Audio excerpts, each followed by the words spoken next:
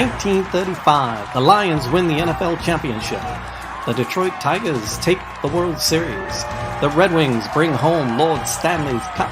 Joe Louis begins his rise to world domination. This transforms the Motor City into Detroit, City of Champions.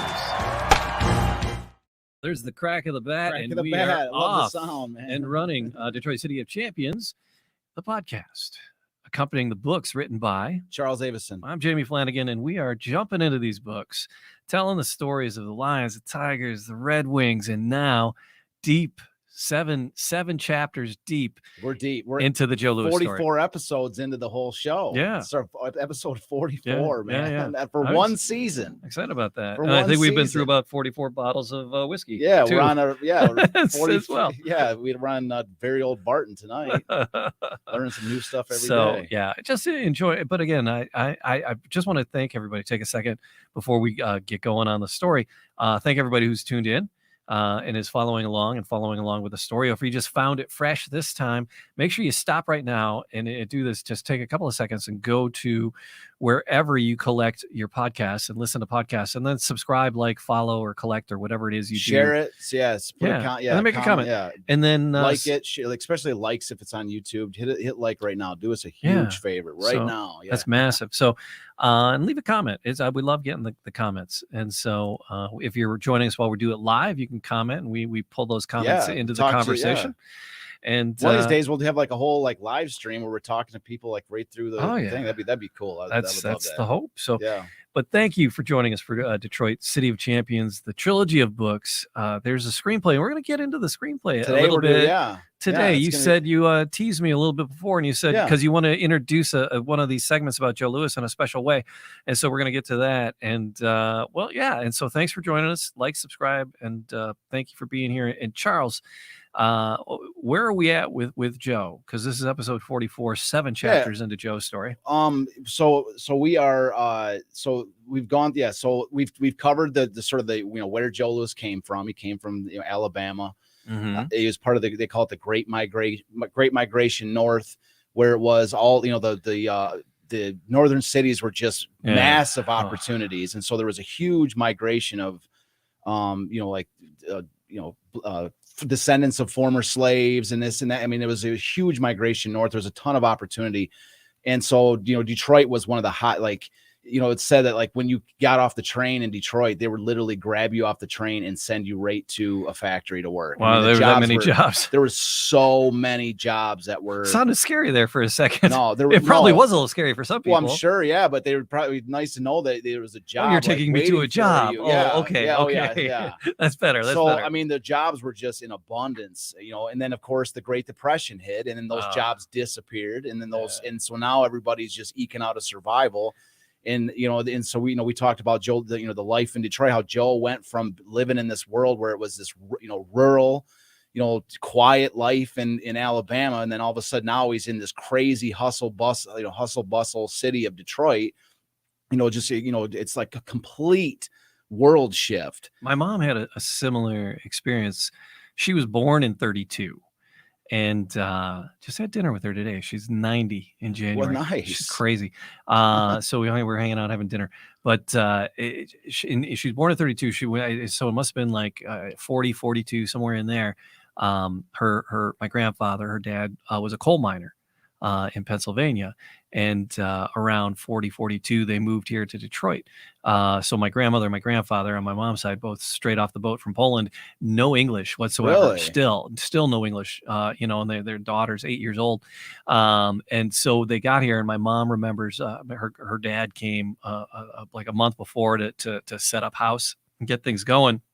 And her mom came, and she remembers carrying a phonograph. She had a portable phonograph, and coming into the train station that's being rebuilt, Michigan Central. Really nice. Pulling into Jamaica, and then she had to get the taxi and get the directions because my grandmother didn't speak English, and so my mom at 8 or 9 or whatever it was had to facilitate this whole thing and get them from the train station Sure. to Hamtramck. So, but yeah, so she tells me that scene all the time, and I love it. And so when She you went say straight Joe, to Hamtramck too, the Polish. yeah, that's like where Polish, else are they? Yeah, Gonna it's go? not even. It's not just a stereotype. Yeah, That's no. literally. No, It's, that it's is just, that is they that went is, straight to sure. Hamtramck. That's exactly where they had to go. But as soon as you got to Hamtramck, there's Polish speakers in abundance. Probably she's probably all this little Poland there. Oh, it is. Yeah. So, but yeah, when you tell that story, when she tells that story, and you tell the story about Joe getting off the train. And his family moving here at that time, I totally envisioned that. Whole scenario. Absolutely, it's exactly. Yeah, so, it's a totally different world. So, but yeah, so he's living in this world. Plus the excitement of it. It's got to be exciting at the same time too. Yeah. Okay. So, I mean, to come off of it, you're just like, okay, now here we are. The streets are laid with gold, and it's like, oh, hold on a second, it's not exactly that, but it's a new world. It's a totally new world. So, and then the bottom falls out for the Depression for Joe. Yeah, it falls out. The bottom falls out. Now it's just a struggle for survival, and there's just Joe. He wasn't good at school. They try to get him in a trade school. He was okay at doing some woodworking and stuff like this. But he ended up like doing various jobs, like one of the things that he gives credit for, like the way that his body developed is like his muscular physique was carrying blocks of ice. Oh, wow. And that's a story I can identify with because I live in Detroit, and I live in a building that's like at least 100 years old. Oh my God. Yeah. And so there's actually I think I showed it to you. There's actually like one of the permanent fixtures in my unit in this old unit that I live in is this cabinet that on the inside right now, it's just, for me, it's just a little small, it's a storage cabinet. Sure. But if you look on the outside of the cabinet, out in the hallway, there's like a window that opens up from the outside, and you put the ice blocks in through the window, and then it drops right into like where that fridge would be. Wow. So back in the day, it was a fridge, and they would drop the ice blocks in, and then there would be a pipe that radiates the cool air through your fridge. Wow. And so that's what I mean. So like, I just think it's super cool. I can actually see how they would have done it, which, somebody just delivering ice, they didn't just like come in your place and drop it off. They would just lift up that door and drop the ice block in. And you'd have like a subscription where, you can get ice 3 times a week or 5 times a week or something like this. So anyway, so that was, so Joe was just eking out a living, trying to scrape up, money wherever they could. And all the money went back to the family. And then his mom they would take the money from all the kids and from their husband and this, and then, they would divvy it out to wherever it needed to go. And so Joe was incredible.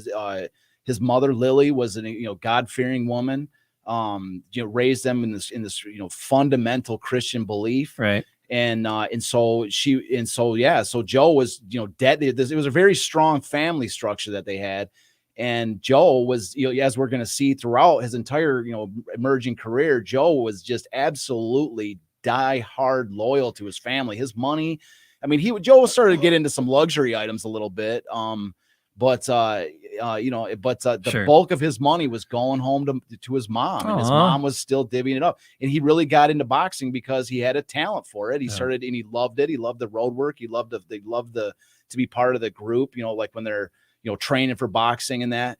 And he saw a potential way, even as an amateur, he could earn like, vouchers at different merchandise, different stores just for boxing for boxing. Wow. And so he got into it for that. And then he playing started getting violin. Yeah. His mom, wanted some of the money that his mom divvied up. She thought for some reason that Joe had some musical aptitude, and she started pinching off some of the money that, and that's the thing, it's kind of an interesting thing that as tough as times were, that, that the money that was coming in, and she divvied it up to the different directions that she thought was important for the family.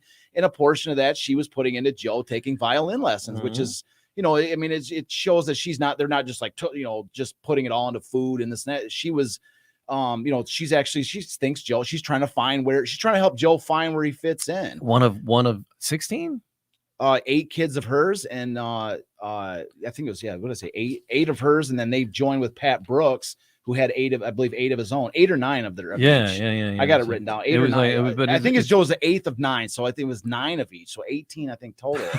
Yeah, but they were at various ages. By the time Joe was 17, 18 years old, half of them have moved out at least. Yeah, but still, it's a huge family. It's a totally different, experience. But it's just interesting that she would say, but she's so, she's so, interested in all of her kids that the 8th of 9, she's trying to find where he fits in. She thinks he's got some musical aptitude, sends him out to violin lessons, and he's taking the money instead, of course, and famously putting him into boxing lessons. Right. You know, and he learn how to made it. He box. got into the Golden Gloves, and then But to we went to this- Chicago. exactly. And We went to last week we were talking all about 1934. 34, how he's and- just a rising star. And, Right. you know, I mean, at least in his, you know, in their little world, like, because his first fight was like $59, and his second fight was like $62 that he made. Yeah. And so, you know, that's one of the, that we'll show that graphic maybe at the end, Right. because every Astounding. fight that he has is getting more and more money. Right. And so, you know, for especially the cool thing is to see where he started to where he's going to finish, Mhm. how much money he makes along the way. And, you know, which is just insane amounts of money for this humble guy, this guy from, Mhm. you know, who's originally his prospects for doing anything though, you know, from an exterior perspective, you know, he's got no chance. He's coming out of Black Bottom, Detroit, 8th of 9 kids. You know, he's not, you know, he's not good in school, good at, you know, adequate at construction. And so that's what I mean. Like but he does find this thing that he likes, and he pursues it. And he, you know, there's, it's just the perfect combination of, like, he was the perfect person. He got, like, as far as like the opera, you know, he was absolutely at the right place in the right time. Everything came together for this man. Right. Everything really came together for him. And that's what we're getting, you know, that's what we're kind of showing is he made it through the amateur ranks. He finds somebody that, you know, John Roxborough, who's going to actually put money into him to help, you know, so he doesn't have to work so much, and he can focus more on the training. And then, you know, he wins the amateur, he wins the Gold Gloves. And then John Roxborough, they declare they want to go pro. So they find his business partner who's also interested in sponsoring him. And then they find Jack Blackburn, the trainer, who's like the most perfect, like, Jack Blackburn, we spent a lot of time talking about him. He was like the most prototypical, like, Mickey from Rocky, like the most perfect, you know, trainer for Joe. He was the complete opposite. But the two of them, you know, like we talked about how they called each other Chappie as a sign of endearment. Yeah. And so now we're going to be talking about 1935, and we left off last episode talking about how Joe, as a sort of out of nowhere Christmas surprise, was found out that he was in the top 10 of Ring magazine. Wow. So this is a whole different world. And they try to reach out to the Madison Square Gardens to try to get a fight there, because that's where the real big money was. Sure. And they were denied. He was like, you know, the guy Jimmy Johnson, as we're going to meet here during this show, Jimmy Johnson refused him. He said, there's no money in color, in his words, colored fighters. There's no money in it. Nobody wants to see a colored fighter anymore. Yeah. It's, you know, and so they were denied from doing anything big in Madison Square Garden. And so today we're going to be talking about, you know, the beginning of 1935 and the true beginning of the rise of Joe Louis. We make a bold claim from the beginning of this show. I make a bold claim, and the goal is to prove it, that this was the greatest individual season in the history of American sport. And as we've said a couple times in the last couple episodes, we're starting with a handicap because spoiler alert, Joe Louis does not win the heavyweight championship in 1935. Yet, despite that, so he's starting with a handicap of saying, despite the fact that he did not win the championship in his respective sport, it was still the greatest individual season in the history of American sport. And if we're able to prove this to be true, if we're able to make a good enough case that this is true, what that does is elevate the City of Champions story to a level that cannot be matched, because what it does is if you have the greatest season, it's my claim that this is the greatest season in the history of American sport. 1930, the season was stretches from 1935 to 1936, especially the 7-month span in which all three teams, Tigers, Lions, Red Wings, win their first championships in the same season. That this stretch of time was the greatest overall season by any city in the history of American sport. That's my overall claim, right? But if we can prove successfully, or at least make a good enough claim that, you know, to leave very few doubts that the greatest individual season came as part of the greatest overall season, right? Then it extends the case to say that no city will ever match it, because in order to do so, you would have to have an individual season that eclipses Joe Louis, and that'll never be done. And that's Jesse chimed in, and Jesse said, Jesse, how you doing, Jesse? Could a man like Joe Louis work up the ranks in boxing society today? Is boxing too saturated with politics for something like this to happen today? Yeah, I mean, well, here's the thing: is that the thing about boxing is that but people love knockouts. There's a truism that Tyson was so bloody popular. There you go. Like it's if you know how to knock people out on a regular basis and leave them hung over the ropes like sacks of wheat, like Joe Louis did. If you know how to just eviscerate people on a daily basis, then you got a good chance of breaking through the barriers of the bureaucratic world. That's not to say it's a guarantee, but especially we're going to dive into it today, the situation of boxing in 1935 to show that boxing was actually in desperate need of a star. We're going to get into it today. Boxing was really in trouble at this point in its history. There was no real true superstar. And so there was a vacuum for somebody like Joe Louis to step in. And that's what I mean when he was the perfect person at the right time. Really everything I look at Joe Louis as a sort of a child of destiny almost, where it was like, not that it was easy for him, but he was the perfect person for this moment in time, for this sport, for this era. So to answer Jesse's question, it's lightning striking twice. It's possible, but not likely. Yeah, no. Well, I mean, but I'm just saying, if you're talking about nobody like Joe Louis will ever come along. But the thing that transcends all sports, and it's a whole nother project with the baseball analytics thing. Baseball's struggling. I think I'm at the right time to introduce something new for baseball because, it's kind of like anything. Like, if you got the thunder, if you got the real thunder, if you got the shockwave, if you got Thor's hammer, if you got the trident that freaking gets electric, that the fish listen to. You see what I'm saying? You have the sonic boom, okay? Then there's a way to break through the bureaucracy. Because as we're going to see today, what happens is that the bureaucracy that stands in front of you gets removed because there's a single core component that dominates all freaking bureaucracy, and it breaks through all different all barriers, and that is the power to make money. Right. Okay, the power to make money and draw interest and put butts in the seats for an entertainment.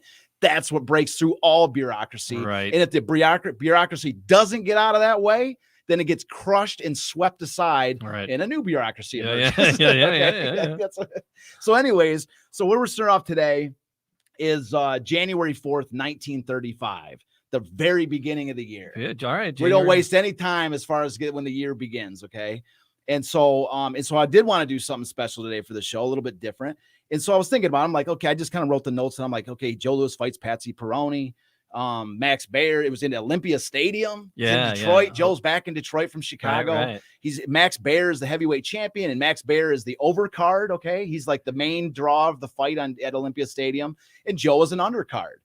Joe is he's a heavyweight, but he's fighting in the shadow of Max Baer. Very few people know who Joe Louis was, right? Like we said before, he might have been ranked number 10 in Ring Magazine, but as far as the name Joe Louis is a household name, was non-existent. Sure. And so, so I was looking at it, I'm just going, hold on a second. I did for the first step for episode 2 of my screenplay. I already wrote this. Yeah. And again, the everything I did for the screenplay was historical fact. I did not exaggerate. I did not put, I added conversation where there was none.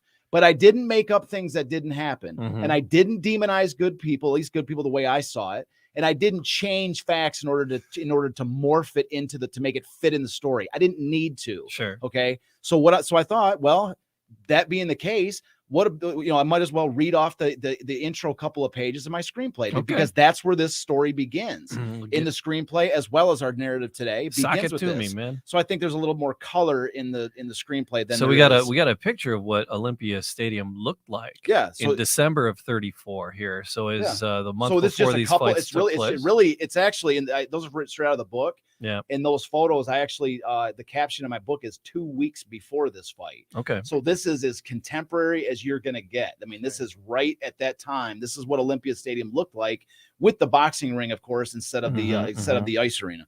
So anyway, so this is episode. What I'm going to read you is the first really couple pages. I practiced it today. It took me about 3 or 4 minutes to read. And so it's also putting me on the spot a little bit, okay? Because we're talking about doing a movie, right? This is nobody's read the screenplay yet. It really has not been out there. And so for the listener, the watcher, the people who are listening to this right now, this is where, like, from what I've understand about screenplays, most of the time the producers and them read the first like 5 pages. Yeah. Okay. And if it hasn't captured their interest and ready to, like, to listen to more of it, then it's pretty much a dud. Okay. That's where they leave off, and it's pretty much a dud. And so I'm putting myself kind of on the spot, because if it's not good, you our faithful listeners and watchers will be bored. You will turn us out. Clicking away. You'll be clicking off of us, and you'll say, Charles' screenplay isn't going to sell anybody because he didn't even hold my interest. Okay. And one of their fans. So like I say, so it's we'll leave it to you to decide how we start this out, right? I got confidence. I got faith that, because I wouldn't put some out there that's trash. So I don't know, David, you got faith? I got faith. I got faith in you. I've read it. My man. All right. I'm in. I'm here. I'm in. So this is page 1 of the screenplay. And there's a little bit I'm gonna have to read it. I'm here buying the drinks, damn it. Yeah, you got it, man. So anyway, so there's a couple little, like, screenplay, like, things like for the beginning, fade in, just like in a movie. The fade in is when the screen opens. So those are all written into the screenplay. This particular one is 83. This comes from episode 2. This is a 9-part miniseries. And so this is from episode 2. This is the very first page. So imagine you're watching this on Netflix right now. When we last left our hero. Yeah. So we left it with Joe Lewis, and we talked about in the end of last episode where Joe had found out that he was ranked in the top 10. I just do a narrator voice. Don't mind me. Seriously, pay no attention to me. So anyways, so that's where the episode 1 left off, with Joe finding out that he was ranked in the top 10. It was a Christmas party with Jack Blackburn came over. Remember, I was like kind of talking about it. That magazine, that's wonderful. Exactly. So this is where episode 2 starts off for like, imagine, like you say, you're watching on Netflix, and then I'm going to try to read it right off for you to hear. All right. So the fade in. So the interior, Detroit, Olympia Stadium, evening. A huge raucous crowd of 16,000 people is booing and cheering for a boxing match taking place in the center of a large enclosed arena. Super means that, like, the text on the screen says where you're at. So super, Olympia Stadium, Detroit, January 4th, 1935. The arena is obviously used for hockey, as indicated by the white curved wooden boards which divide the crowd into bleachers and ringside seats. 2 white boxers are the focal point of the room. All eyes, jeers, and cheers are focused on one of them in particular. Super, Max Baer versus Babe Hunt. Voices in the crowd. Come on, Max, we paid to see a fight. Get in there and fight, you bum. Boo. Max Baer is built like an Adonis. He is 6'2", 210 pounds of muscle with broad shoulders, dark black hair, good looks, and a white Star of David on his blue shorts. He toys with his opponent, Babe Hunt. One moment delivering a series of blows, the next a comedy routine that only he finds funny. A huge smile is now stretched across his face as he points to a pretty girl in the crowd and flexes his bicep for her. Voices in the crowd. You're a bum, Max. Come on, clowning fool. Glad you're having fun because this is a joke. You're a joke, Max. Heavyweight champ, my ass.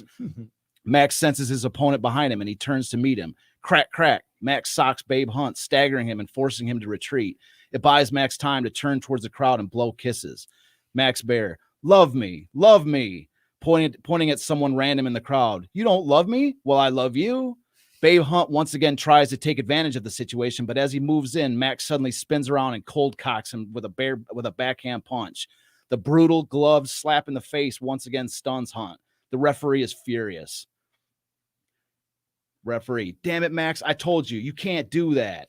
Max Baer sarcastically waving to the referee to leave him alone. Get out of here. It ain't in the rule book. Max now turns his attention to a man holding a huge camera with a flash bulb. He leans against the turnbuckle, crosses his arms, and flash, the camera bulb pops. Max appears to be speaking with the newspaper man as ding, ding, the bell rings, the bell sounds, and the fight is over. Max is still leaning against the turnbuckle, talking as the crowd unleashes a full-throated cascade of boos, which he seems to enjoy as much as if they were cheering him. The referee must nearly drag him from his conversation in order to raise his arm in victory. The ring announcer climbs to the ring with a microphone. Ring announcer, the winner and still heavyweight champion of the world, the Livermore LaRupper, Max Baer. Another torrent of boos as Max makes his exit from the ring. His handlers try to clear a path for him, but the crowd is so angry that he must push his way through to the locker rooms. At the same moment that Max is exiting the ring, Joe and Jack Blackburn are making their way to it from a completely different direction. The focus of the crowd, however, is so much on Max that Lewis's entrance is barely noticed. Joe Louis enters the ring and removes his tan robe with Detroit gold gloves stitched on the back. Moments later, his opponent, Patsy Perroni, enters the ring and removes his robe as well. Super. Joe Louis versus Patsy Perroni. Ring announcer. Olympia Stadium is proud to bring you our final fight of the evening. A heavyweight battle between the man to my right in the maroon trunks out of Cleveland, Ohio, and ranked number 7 in the world, Patsy Perroni. Brief hand clapping and applause. Ring announcer. And the man to my left in the black trunks and out of your Detroit, Michigan, and ranked number 9 in the world, Joe Louis. Slightly longer and more sustained applause, but nothing compared to the noise surrounding Bear. Joe returns to his corner. Blackburn gives him a final few words of strategy. Jack Blackburn. Remember, Chappie, he's got a great left hook, but he's got to get set to use it. Don't let him get set. Use your jab to stop it. Joe Louis. What happens if he hits me with the hook? Jack Blackburn. Use your jab and you won't get hit. Joe Louis. I guess I'll jab then. The referee motions for both fighters to come to the center of the ring. Referee. Okay, boys, the last fight was a joke. Give this crowd something to cheer for. Nothing below the belt. Tap gloves and come out fighting. Joe and Patsy tap gloves and momentarily return to their corners. Ding, ding. The fight is on. Round 1. Both boxers emerge from their corners and their strategies are immediately obvious. Joe with his constant jab, while Patsy tries various combinations in an attempt to unleash his left hook. Each time Patsy attempts to throw his left hook, he gets stung in mid-swing by Joe's jab. Both fighters are merely feeling each other out, though Joe gets the best of the exchanges and wins the round. Ding, ding. Round 1 ends. Jack Blackburn, giving Joe a drink of water and drying the sweat off his forehead with a towel.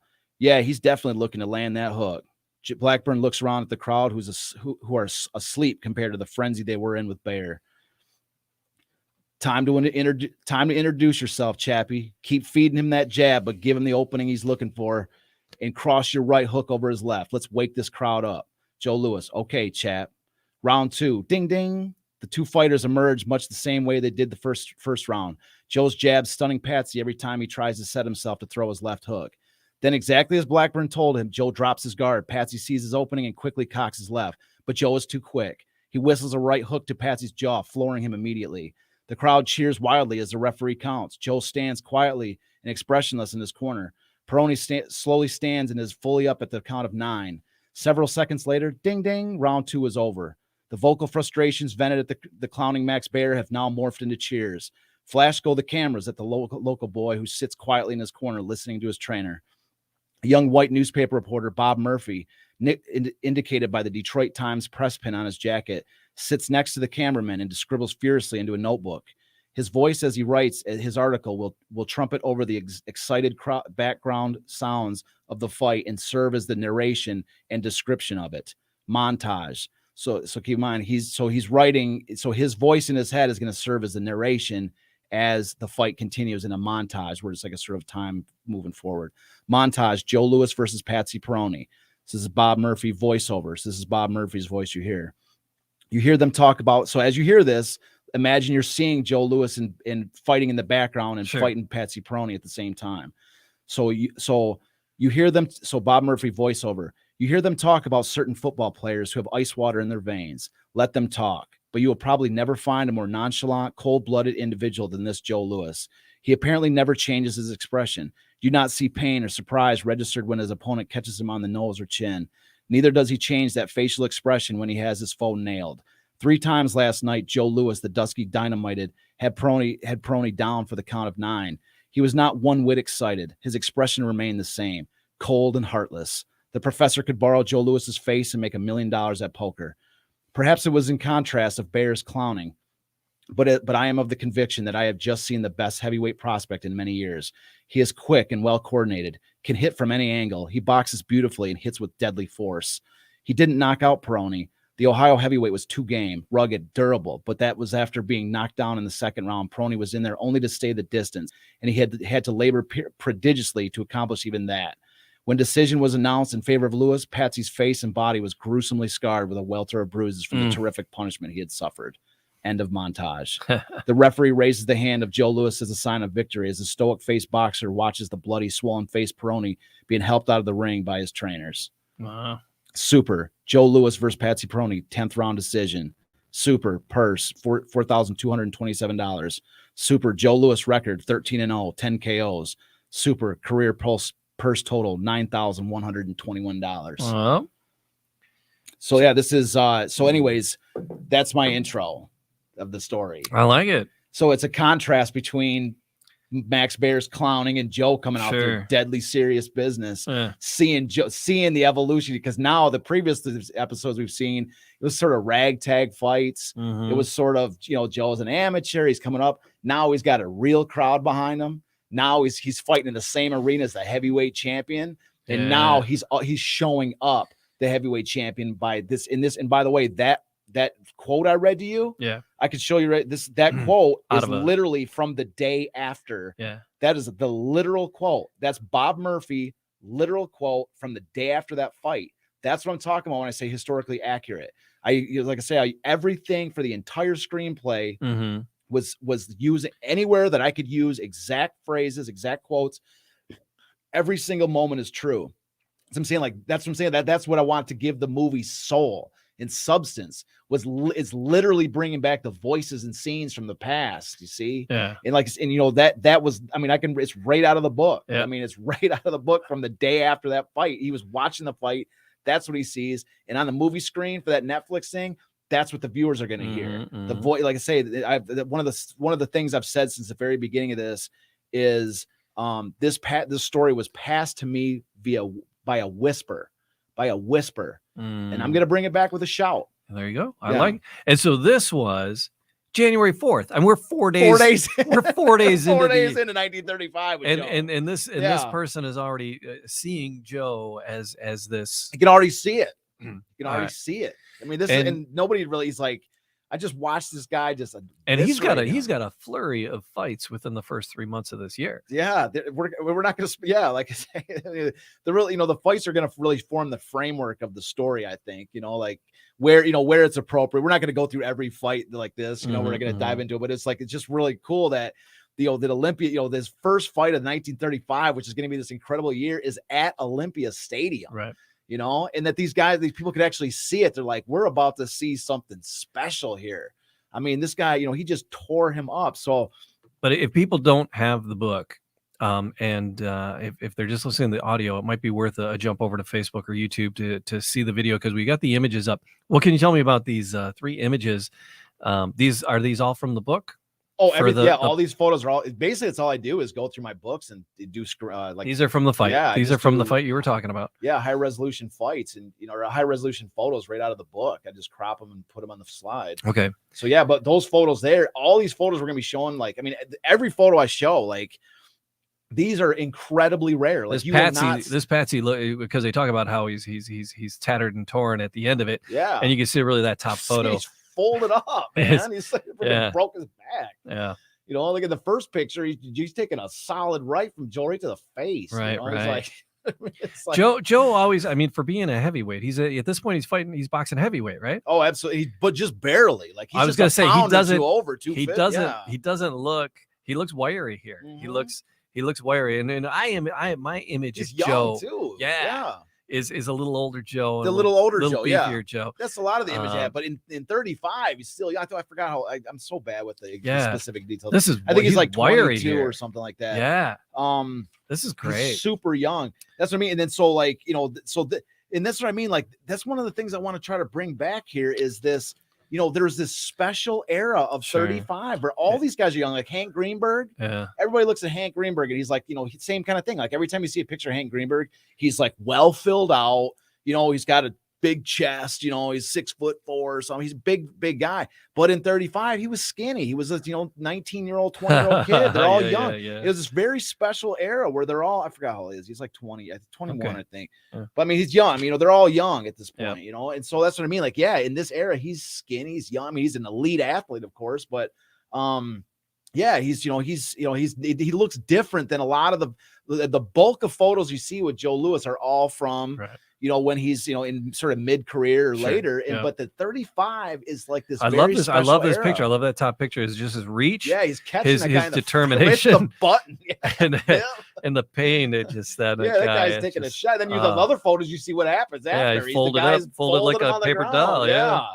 So I mean, you catch a shot from Joe and see how you stand. The guy's going down. All right. So, but that's what he said. He goes, the guy was so, he goes, yeah, the guy made it through the 10th round decision, but he was lucky to even get to that. Like, that's what he's saying. Like, the entire rest of the fight, this guy knew he was done. Yeah. And so he's like, I just got to try to survive. He's like, he's too game to get knocked out. Yeah. But at the same time, he was, but he was lucky to even get to the end, you know? So, so anyways, throw a towel in on him. Yeah. So this is the, first fight of the year. So then the second fight, is just a week later on January 11th. A week later. Don't fighters take more time to train in between fights? I think Tyson had, in his first couple of years, he had quite a few fights too, especially when you're just plowing through people. Yeah. And you're earning check after check after check. Cause like in the first fight against Peroni, he got $4,200. That was the stat total.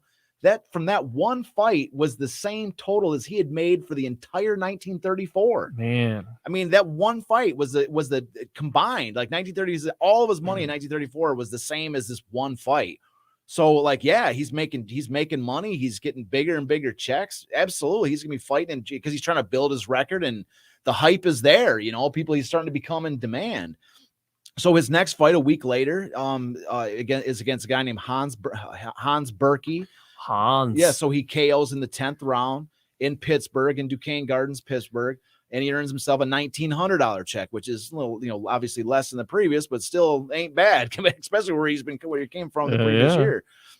And so his fight after that, his next fight is on his third fight in 1935 is on February 21st, 1935, and he fights against Lee Ramage, who is that name for those listeners who are following along very closely was in this is his rematch against Lee Ramage, who he'd fought in the previous year. And so it's doesn't look like Lee's faring as well this time around. He's not, but here's the thing is that Lee Ramage was a great boxer. He was ranked in the top 9 or 10 boxers. He actually traded places with Joe after Joe beat him in the previous fight, because Joe was number 10.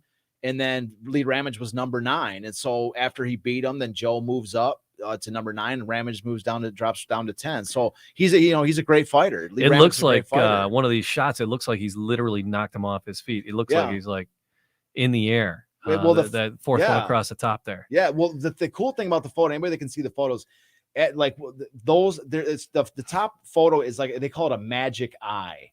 Okay, where there's the 4 photos that are like it's almost like a high speed camera where they take four shots like in rapid. But these were just like 4 different photographers shooting. No, I think they had a camera. It was called a magic eye camera, and it would take the 4 shots back to back to back to back. Oh, okay. And so that was quite the innovation for 1935. Absolutely, yeah. I actually have a photo in my book of the magic eye camera. Oh, right on. Okay. And so that's what they love to do it in the newspapers. They would put. Because very unique. Because magic eyes were so popular then, they just littered the newspapers with all these different stuff. And so one of my objectives was to collect. I'm the biggest magic eye photo collector you've ever met. Have you ever met a magic eye photo collector? Mm-mm. Well, I'm definitely the biggest. Probably the biggest. They turn that into a coffee table. I want to see. So yeah. Oh, that's what I mean. Like, so I was collecting. Anytime I saw any magic eye, I spared absolutely no expense, and I spared no time in acquiring that image and restoring, even if it took me a week to restore an image. I have one that's General Crowder from the Tigers. Wow. And I found this. I mean, I've got a magic eye for every Tiger. Oh, cool. I think I've got one for every Tiger. Okay. And I've got one for virtually every player. And I mean, and not for the Lions, of course, but because there wasn't a very great magic eye camera style for them. But I've got so many magic eye photos you wouldn't even believe it.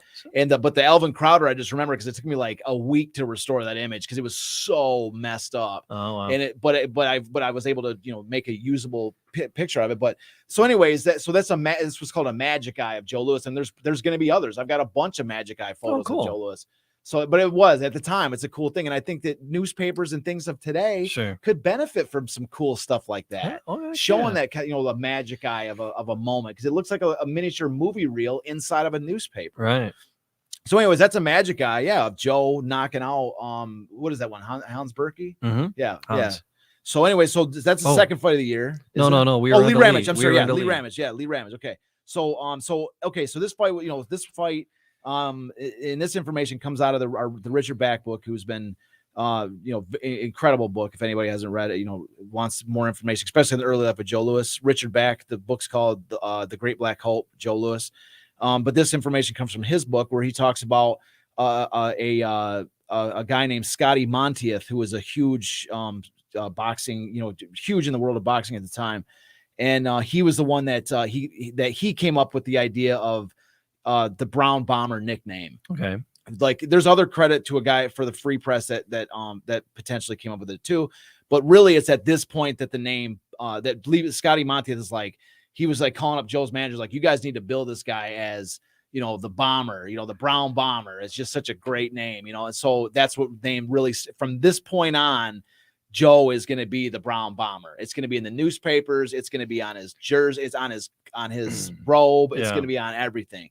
And so, so that was one of the big things that came out of this fight at this moment. And then the other big thing was that a guy who was going to have probably, one of the biggest influences on Joe Louis's entire career, and is going to be responsible for Joe, for the big opportunities that Joe's going to have coming up. And a central figure for the rest of the story we're going to tell today, Mike Jacobs, it was in attendance at this fight. And so Joe earns a check for his payout, $4,354. He's in Los Angeles for this fight. He went all the way out to Los Angeles for this rematch against Lee Ramage, and picked up $4,354. A huge amount of money, of course. All right. And so anyway, so after this Lee Ramage fight, so Mike Jacobs is in attendance at this fight. And so so now is where we got to talk about a little about Mike Jacobs and who this guy was. Okay. Yeah. So Mike Jacobs is like the classic, just prototypical, like self-made man.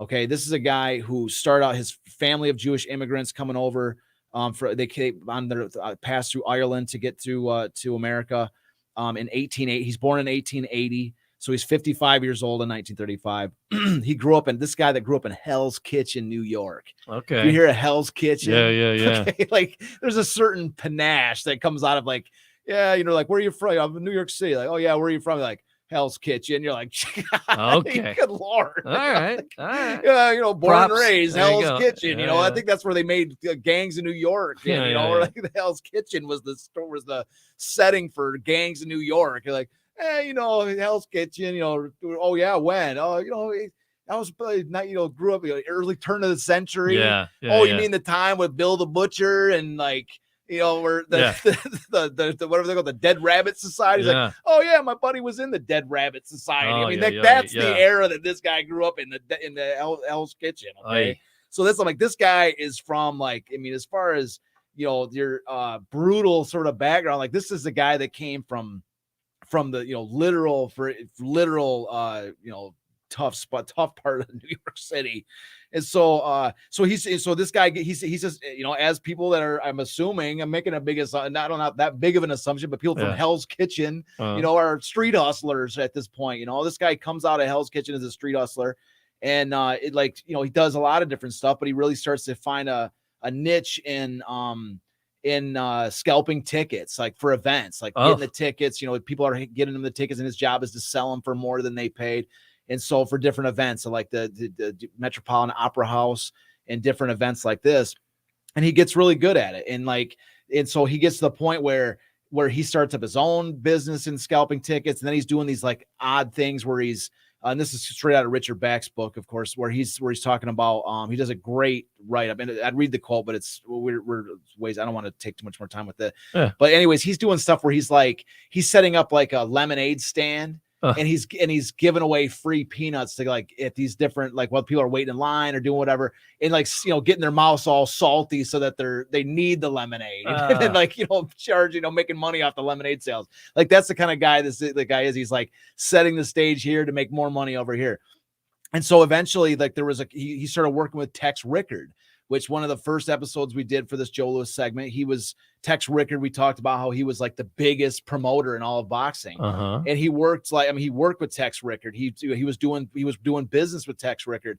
And like, he wasn't just like a protege, he was doing business with Tex. Okay. And so some of the biggest early fights of the early 20th century, like the Jack Johnson fights and this, Mike Jacobs was a young man and doing things where he's like helping Tex Rickard out with this one component of this, and then Tex Rickard's giving him like a block of seats for free. Oh, and then he was like selling those tickets for like, pure profit and making a ton of money off of it. So he got rich as a result. And so when Tex Rickard died, I think it was 1929 that Tex Rickard died. Then like Tex Rickard was almost, one of the main people responsible, if not the guy, for Madison Square Garden, at least in the way that in its inception at that moment. I think it was the third incarnation of Madison Square Garden. And Tex Rickard was like, for the third incarnation of Madison Square Garden, he was like solely responsible. Okay. So he was the guy that like built Madison Square Garden, Jeez. at least in the third version of it. And he was like the guy for all the big events. And so because he had worked so closely with Tex Rickard, and because he actually had like an office at Madison Square Garden, he was intimately connected. Mike Jacobs and others in his circle thought that when Tex Rickard died, that Mike Jacobs was next in line to basically take over the Madison Square Garden and to run it. Yeah. But that was not to be the case. Nope. And so to go to Jesse's question from earlier, was that they turned it over to basically like a bureaucrat, like, the people that own the building just kind of had a friend or somebody, that guy named Jimmy Johnston. Politics, yeah. Sort of politics. And Mike Jacobs was like, what are you talking about? Like, I came out of Hell's Kitchen and made myself a multi-millionaire. This is my turn. Purely on my ability to sell tickets and promote events. And you're going to turn it to this guy over here? So that's what was the situation. So Mike Jacobs was like shut out of that. He was shut out of the Madison Square Garden. And so that this Jimmy Johnson, who, this is the guy that would eventually shut the door in Joe's face. But basically the year he took over is when the Depression hit. And so Jimmy Johnson, Richard Beck does a phenomenal job talking about this. This is a great section in his book. I really encourage anybody to read this book that is interested in Joe Louis. It's a phenomenal book. Anyways, when Jimmy Johnson takes over, the Depression hits, and then Jack Dempsey and Gene Tunney had retired. So those were the two big draws of the 1920s. And so now boxing is just like sort of like, there's no star. There's not really a star. So like when Gene Tunney retired, he retired with his belt. So now it was like, well, who's going to be the heavyweight champion? Yeah. They didn't even know. So they had a fight between the two sort of up and comer, biggest, closest top was Max Schmeling and a guy named Jack Sharkey. Okay. And so there was a fight to determine the vacated title. And so Max Schmeling wins that title. And this is on June 12th, 1930. All right. Max Schmeling wins the title because Jack Sharkey hit him below the belt, punched him below the accidentally, I don't know accident, but he punched him below the belt, caught him in the, the spot guys don't want to get hit by. And anyway, and because of that low blow, Max Schmeling wins the title by disqualification. Okay. So back to Jesse's question. Yeah, he Rochambeau. Great. Thank you, Jesse. Thank you, Jamie. So so Max Schmeling gets Rochambeau'd for the title. Into the title. He gets so if you're a boxing fan, this is sort of to Jesse's question here about does it surpass? And the answer I gave at least, where he's saying, okay, great, the heavyweight championship was decided by a Rochambeau to the other guy. That's how it's won. So is that really how a superstar, is that really, if you're a boxing fan, is that what you want to see? For your, our heavyweight champion, is Schmeling really the title holder? It's not to take anything from Schmeling, but it's like, that's not how you, if you're a boxing fan, you want to see somebody get knocked out for the title. Yeah.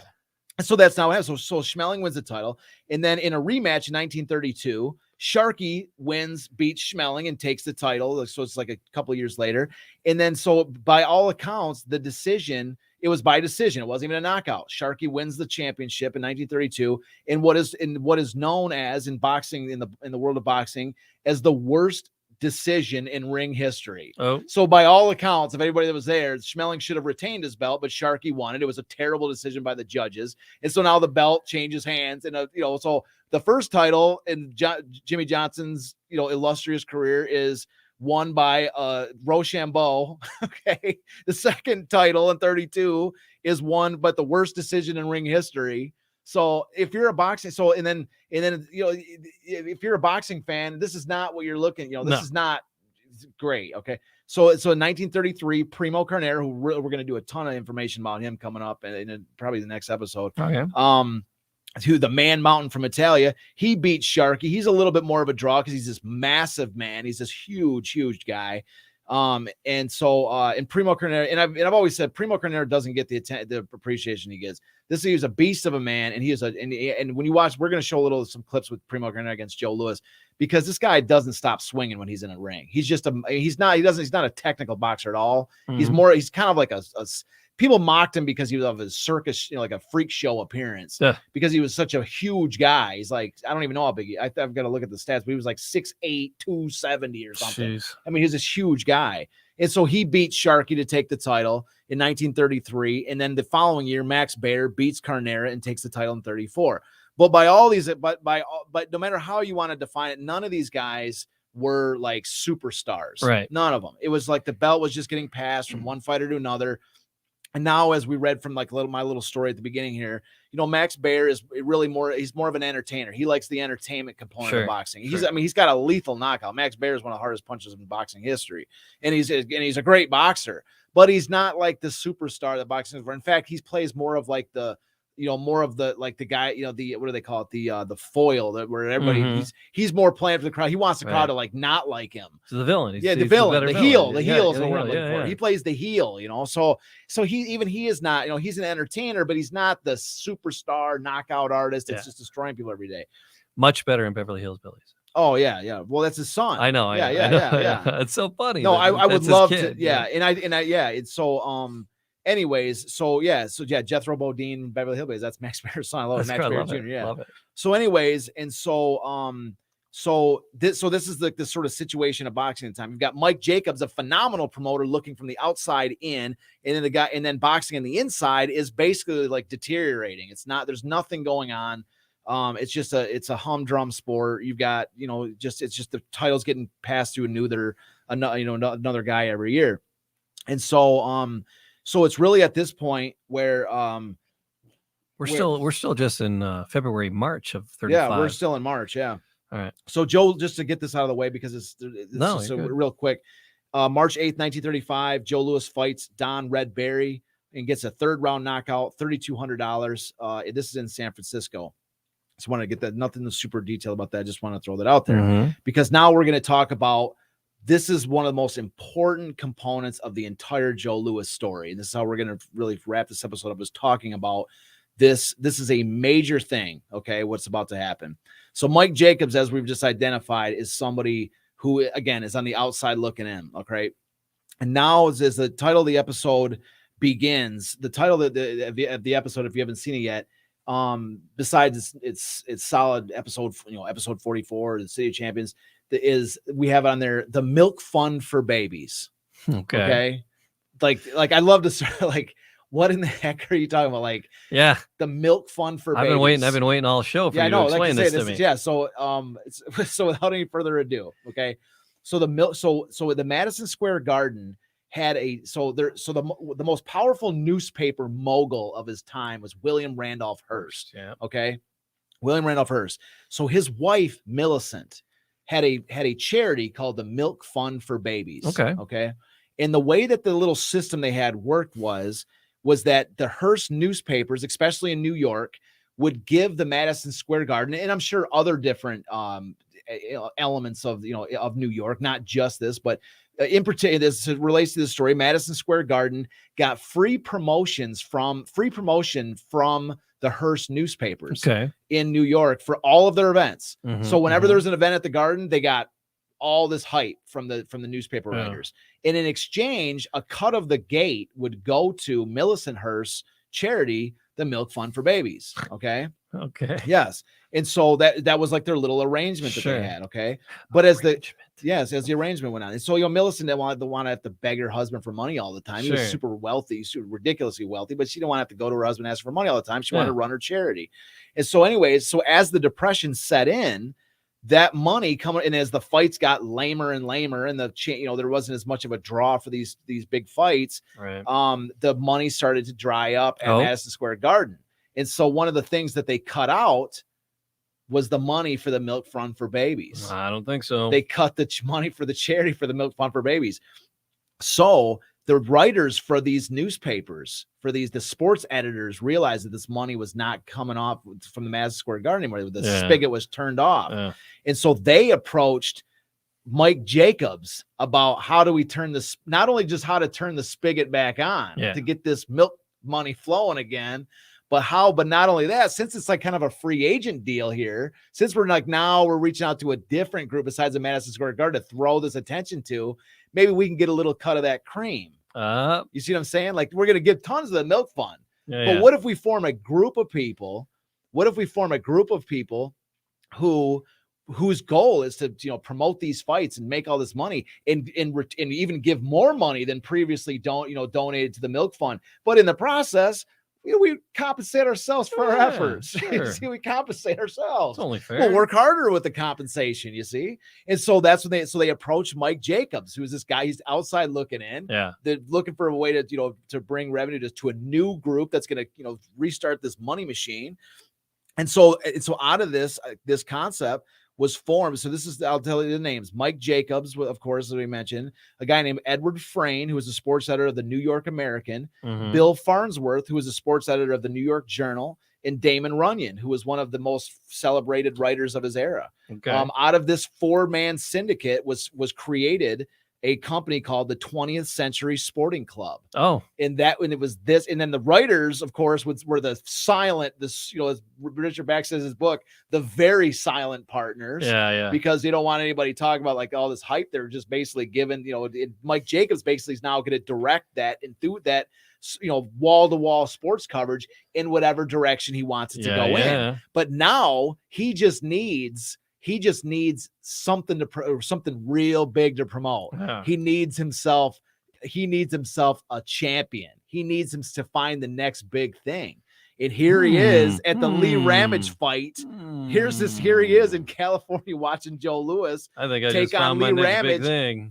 Dismantle Lee Ramage in the Lee Ramage is the top 10 boxer, and Joe Louis KOs him in the second round. So he's like, so Mike Jacobs is like, I think I got my guy. You know, he's a black man in a world where black fighters aren't supposed to get a title shot. But you know what? He's a knockout artist.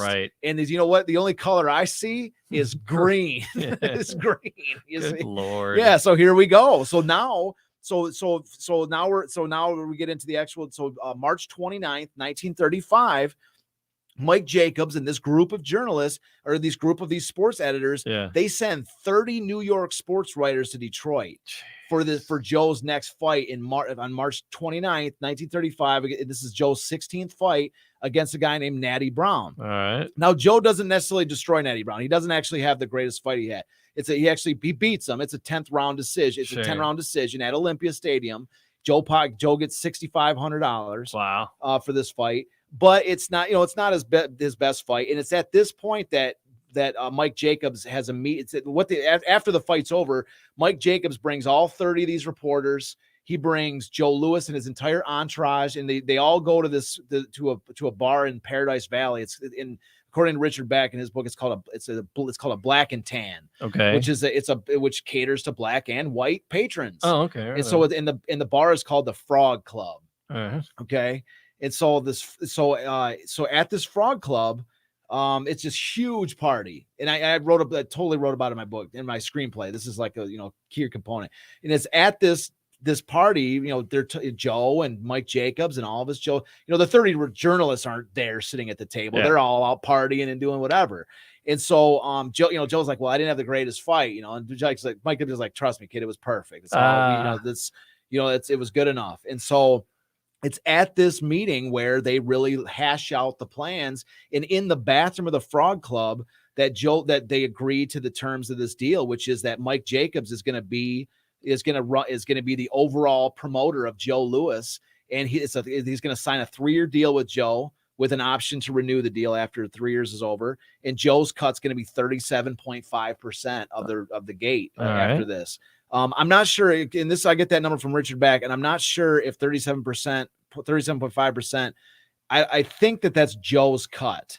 Okay, I'm not sure. I think that his managers. I want to think that his managers got another 37.5, and that Jacobs got the other 37. Like, they divided into 3 pieces. Okay. I think that's the way that it went down, because I don't know if that 37.5 is split between Joe and all of his managers. I gotta look into that. I think I've got it somewhere, but anyways, it's at this moment that this deal is signed. And the plan is hatched. The plan has come up. In the plan going forward, so Mike Jacobs just looks at Joe and says, I can make you the heavyweight champion of the world, or at the very least, I can get you a shot at that. And for Joe and for all of his managers who are like, they couldn't even get a fight at Madison Square Garden like a couple months ago. Yeah. And now here's this guy telling them, not only can I get you a fight at Madison Square Garden or at one of these other big venues, but I can get you a shot at the heavyweight belt. Okay. This is like, sign me up. But this is beyond any of their wildest expectations. I mean, imagine, this is only a year and 3 months. It's really only been about 8 total months since Joe was even an amateur. Sure. Yeah. And now they got a guy that's like, you're a star. Yeah. And I'm about to get you a shot at the heavyweight belt. And so like, Joe's like, where do I, they signed it in the bathroom of the Frog Club. They signed this deal, and so the plan is that Joe is going to go out west and he's going to fight like 4 or 5 fights. And during these 4 or 5 fights, like, sort of circling the Midwest, that during these 5 fights, it's going to give these writers time to start putting out ink on Joe. And just hammer New York. Pound New York, saying, in the mentality is, there's this invincible fighter coming from the West. That he's coming from the West and he's making his way east. Yeah. And when he gets here, he's going to change the world. Like, I mean, he's going to be the greatest thing that has ever been seen. So it's going to give time for this hype machine to build. Right. Yeah. And so we're going to see when Joe arrives in into New York, it's going to be wait till we get there. We're going to get it to the next episode. It's just going to be the biggest thing. Like these guys, these writers like did too good of a job, because Joe can't even get off the train. He's like, you're going to see, he's getting carried off the train through crowds of people. And he's not really even won. Like, he's beat these, like, Lee Ramage is a top 10 guy for sure, but he hasn't beaten any of the top 1 or 2 or 3 guys. He hasn't, Max Bayer's he's the top of the heap. And so Joe is, he's going to arrive in New York, and now this is at this point where the pressure is going to really start. Before, Joe's trying to win fights, make money, great, but we're going to see Joe evolve from merely this, this boxer who's trying to make some money for his family. Well, he was doing okay here. He's doing great, yeah. On these because you have a breakdown of his winnings. He's making money, sure, and he made $20,000 in the first 3 months. He only made $4,000 or like almost $5,000 in all of 34. He made $20,000 in the first 4 months of 1935. Yeah. Today's money, that's about $400,000. Yeah. So and this is just beginning. There's blank boxes that we're going to fill in. Oh my gosh. So that's what I'm saying though, is that but Joe is going to evolve. Like, again, like, it's important to see like this evolution of Joe from this guy from Buckaloo, Alabama, who was like 8th of 9th kids, come north, and he, and now, like, I mean, just a couple of years later, like the most unlikely of heroes. Sure. And he's not just going to be a guy who's trying to like make a couple of, make some extra money boxing. Now all of a sudden he's going to emerge as like really thrust into the role of being like a hero for African American, for Black people. Right. He's going to all of a sudden have this role where they're going to, like, I mean, I want to say deify him, but I mean, one step below, right. because he is like, he's going to become like the first true universal African-American superstar, where everybody, like white and Black, loved him. No pressure there. So that's what I'm saying. But not only that is the pressure of being, because if he fails, if having been heralded as the next big thing, he fails, that's a lot to, like, it's a lot to lose. I mean, it's a humiliation, I mean, it's a, like, and we're going to see next episode, that like the groups like the NAACP and that, like, in the early phases, Joe Louis is getting all this praise. Is like, oh my God, there's this Black man is about to be a sports superstar for the first one that there ever was. And like, even like these groups like the NAACP that are like, well, we can't go full committal yet because he hasn't won these big fights yet. They're not sure if he's really going to be the guy, like they can't go all in yet, like it's just this huge, it's this dynamic that's going to take place in this emerging role of Joe Louis. Like I say, on the shoulders of this incredibly unlikely individual is going to be thrust this huge mantle of responsibility of being the symbol of possibility. Well, he's got that good foundation. That his mama that's what's going to really him. help carry him. And that's really what's going to help to carry him. Yeah. Absolutely. I can't wait to get into the next episode. So find out where we go next. Me either. I'm already throwing out teasers and stuff like that. All right. So we'll be back again. Thanks for joining us. We appreciate you spending your time and diving through these stories with us. It's Detroit, City of Champions. We'll see you next time. See you next time.